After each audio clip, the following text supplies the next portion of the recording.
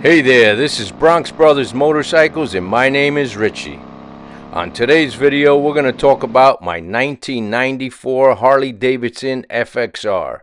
I know a lot of you have joined this channel for this specific bike, and since last September I haven't had any content of it.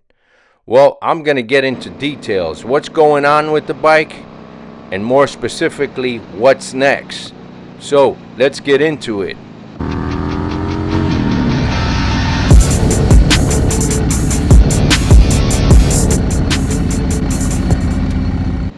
Well, like I said, my name is Richie, and this is Bronx Brothers Motorcycles.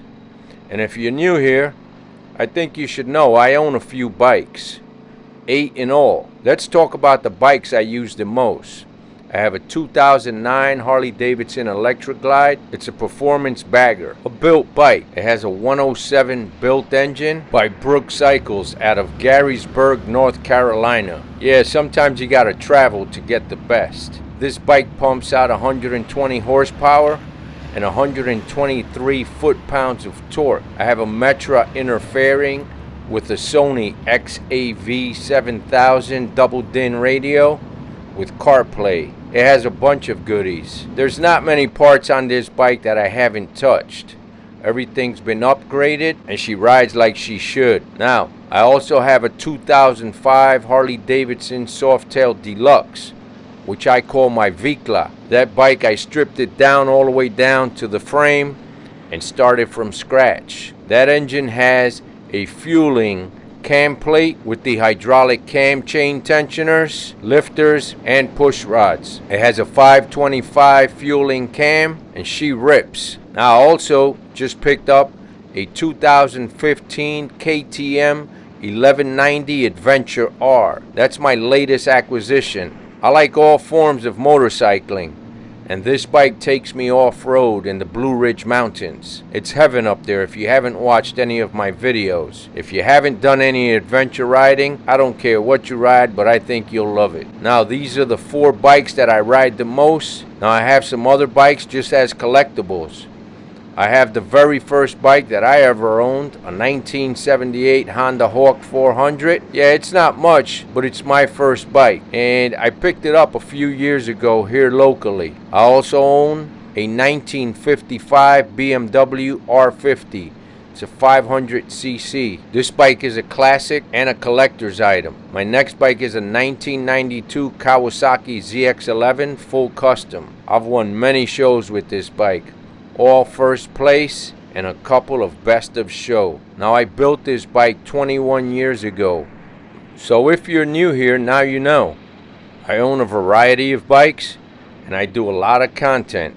I do everything from gear review, parts installations, different bikes. I love touring. I do videos of everything and anything that has to do with motorcycles. So if that's you, you're in the right place. Now let's talk about the FXR, what happened, and what are my future plans. Well, let me start with the history of this bike. This bike was owned by my cousin. He had the bike probably, I don't know, about 7 or 8 years. He then sold it to my nephew, who's a state police up in Jersey. Now my nephew is also in the reserves and was being shipped out for a year to the Middle East. When he was being shipped out, he says, I don't want to keep the bike and let it just gather dust. So that's when I bought it. Now I will say it needed some work, and I knew that. So I purchased the bike from him and I started working on it. The first thing I did was remove the forward controls and add mid controls. That took me a little bit, but it wasn't a super big job. The hardest part was that on the primary side, the shift lever that was behind the primary, somebody had worked on that before and left it on the down position. So there was no way of me grabbing it. So I had to pull out the primary to get to that lever so that I can then put a shift lever over on the outside of the primary. I'm not sure if you're gathering all that. Take a look at the video. It kind of explains it. That was probably one of the bigger jobs. The other thing I wanted to do was get rid of the drag bars, which were dated at this point, I had some 9-inch Thrashin risers with pullback and some mid-rise Thrashin bars. Well, that was a little bit difficult, not so much installing those parts, but extending the wires because they were too short. So I had to extend the wires, and that was a spaghetti, as you can all imagine. That took me a little bit of work. Anyhow, I put that all back together. After that, the other thing I had to do was put an actual tail light because this bike came with a side-mounted plate. The actual rear fender had no holes or anything. So I installed the light and all the wiring for that. Next was the exhaust and foot pegs. Though I will say these foot pegs act more like a mini floorboard than anything else. That was an easy job. Next was a Two Brothers exhaust. Another easy item. Now I think you can tell what one of the items in these two boxes is. That's a Saddlemen Seat. Step seat with the tuck and roll. In the other box, there's a sissy bar. Now I think I bought this sissy bar more because I was feeling for this guy than anything else. He said he started making sissy bars during the C-word days, if you know what I mean. Anyhow, he said he started making these sissy bars and they started selling like hotcakes. And he made a business out of it. Quit his job, and the rest is history. The other thing that you didn't catch of the items on there was a crash bar that I ordered. And I ordered that crash bar from a local shop just to throw some business at them. Because let me tell you that we can order parts online, but a lot of times we're taking business away from the local shops that when we're in a jam, they're the ones that help us out. So anyway, I was at that shop getting a few trinkets, and I said, what the heck, let me throw some business at this guy because they helped me out. A set of fresh tires was next. Metzler Cruise Tech. Now, if you don't know, I do my own tire work. I don't take my wheels to shops and have them do it. With all the bikes that I have, it just adds up to too much money. So, I changed the tires on the bike, and she was ready to roll. Now for the very last piece, the air filter. So I saw this air filter on Instagram. And the guy was from Australia but is currently living in Spain. Anyhow, it had a hefty price, but I had to have it. It was the piece de resistance for the bike. Anyway, that was the very last piece. Now let's get into what happened and what's next. Well, when I installed the wheels back on, the axle adjuster, the original axle adjuster on the bike, looks like it was designed back in 1978. Anyhow, they were rusty, crusty, and needed to go. So I ordered a set of these, which were a high dollar item. Anyhow, as you can see, the installation didn't go as easy. They didn't slide in like I expected them to. It took a little bit of persuasion, if you will. Anyhow, I took it on the maiden voyage, which is what you're seeing here, and that's when all my trouble started. I rode for about a total of 30 minutes when all of a sudden I started hearing some squeaking, and that squeaking turned out to be my rear wheel bearing. And that, ladies and gentlemen, is the last time I rode the bike. Now, many of you may think, why didn't he just change out the wheel bearing? Well, to be honest, I've done that various times. Not such a big deal. But I was a little bit frustrated, and in all honesty, I wasn't so happy with the outcome of the bike. In a word, I was underwhelmed. Now, many of you may not know this, but I take bikes completely apart and rebuild them my way.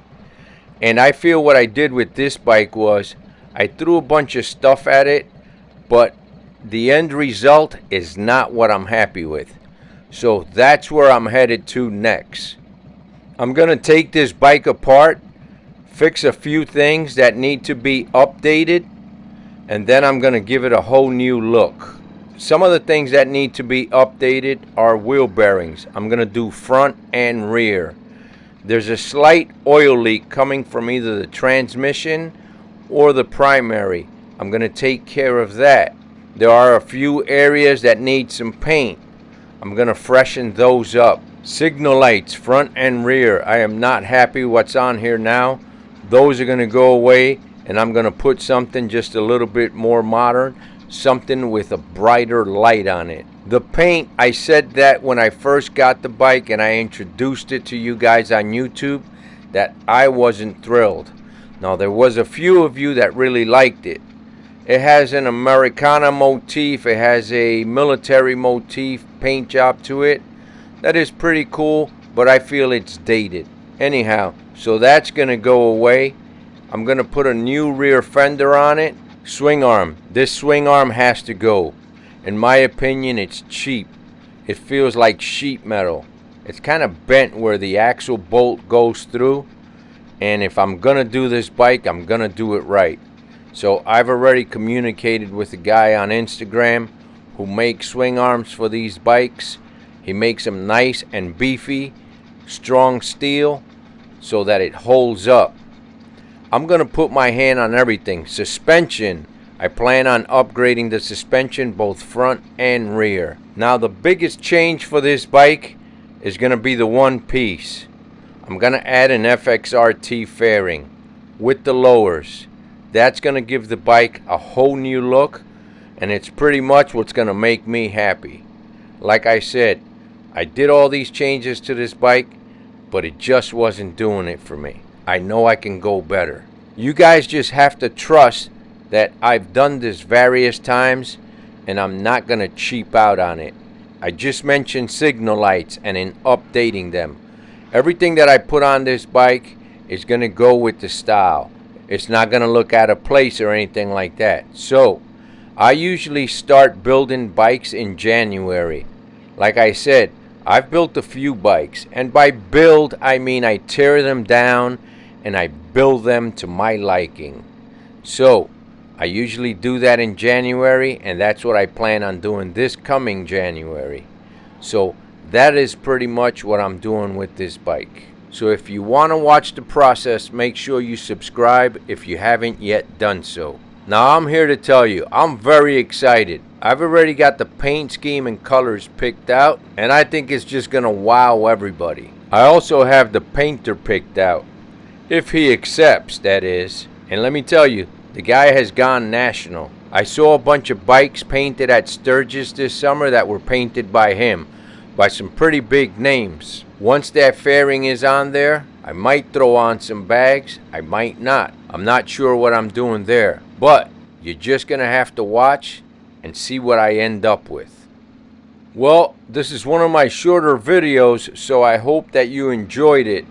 Now, more than anything, I wanted to reach out to those people that joined this channel because of the FXR.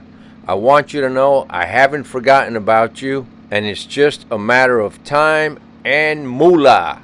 I don't know if you know what the moolah is, but the moolah is the thing that goes in your wallet. Anyhow, hang tight, watch my other videos, and soon enough, we are just 4 months away, and the process will start. Thank you for being here. Thank you for all the guys that always are watching my videos, and gals as well. I really appreciate you. Thank you.